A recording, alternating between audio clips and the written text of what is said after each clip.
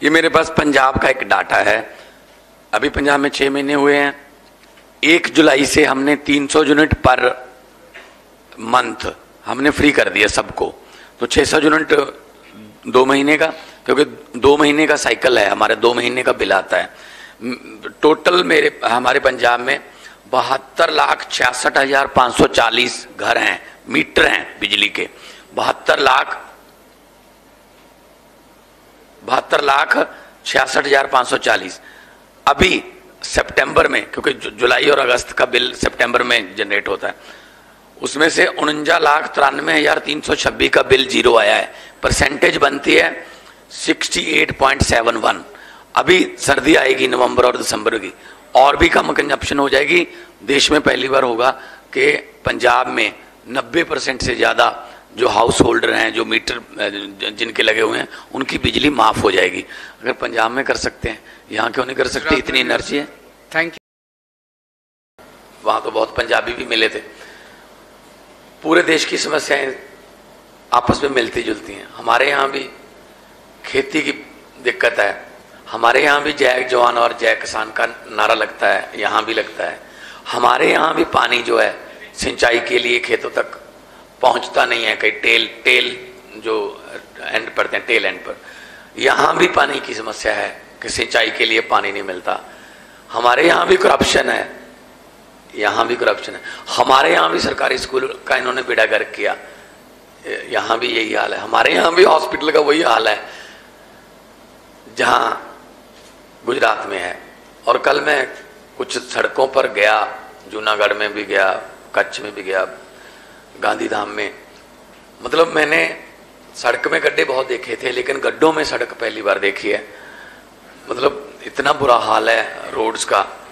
तो ये सब कुछ ठीक हो सकता है, कोई खजाने में कमी नहीं होती। 2.5 लाख करोड़ से ज़्यादा बजट है स्टेट का। जब दिल्ली में अरविंद केजरीवाल जी ने मुख्यमंत्री के तौर पे ओथ ली थी, तो 28,000 करोड़ बजट था, महज 28,000 करोड़। अगले साल मनीष सिसोदिया जी ने, जो वित्त मंत्री थे, उनसे व्यापारियों से बात की। तब बैट होता था, बैट 12.5%, अब जीएसटी आ गई, बैट को 7.5% कम कर दिया, 5% बैट रह गया। लेकिन व्यापारियों को बोला कोई रेड राज नहीं होगा, टैक्स दे देना।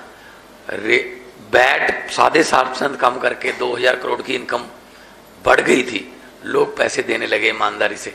सो अगर ईमानदार सरकार हो तो सब कुछ हो सकता है। बिजली मुफ्त हो सकती है। पंजाब में हमने कर दी 1 जुलाई से 17,000 से ज़्यादा नौकरियां हमने पंजाब में नियुक्ति पत्र दे दिए। कच्चे मुलाजम बहुत है पंजाब में जो कॉन्ट्रैक्ट पे हैं। मुझे पता चला यहाँ तो पुलिस भी कॉन्ट्रैक्ट पे है। तो हमारे यहाँ कुछ मुलाजम हैं 30,000 से ज़्यादा जो कॉन्ट्रैक्ट पे हैं, उनको हम पक्के करेंगे। आउटसोर्सिंग का ज़माना जो है वो ख़त्म करेंगे हम, क्योंकि आउटसोर्सिंग वाले बीच में से पैसे खाते हैं। गवर्नमेंट उतनी सैलरी देती है, लेकिन वो आगे नहीं देते, कॉन्ट्रैक्ट साइन करवा लेते हैं। तो सबको पक्की नौकरी मिलनी चाहिए। और पंजाब में हमने करप्शन के लिए एक हेल्पलाइन नंबर जारी किया। बहुत से फ़ोन आते हैं, हर रोज़ गिरफ्तारियां होती हैं। अब लोगों, जो अफसर हैं जो सरकारी दफ्तरों में, उनको अब ये एहसास होने लगा कि अब तो सिर्फ वेतन पर ही गुजारा करना पड़ेगा। और अभी गुजरात में आए, कल जितने इकट्ठ मैंने देखे अपने आप लोगों के आना, ये नई कहानी लिखने का संकेत है। मुझे तो लग ही नहीं रहा था मैं गुजरात में हूँ। ऐसा ही माहौल, बिल्कुल ऐसा ही माहौल 2022 में इलेक्शन से 1 महीना पहले पंजाब में था। तो नई कहानी लिखने के लिए गुजरात के लोग तैयार बैठे हैं। पहले उनके पास कोई ऑप्शन नहीं थी, सिर्फ एक ही बटन था। अब बटन अगर बदल गया तो किस्मत बदल जाएगी।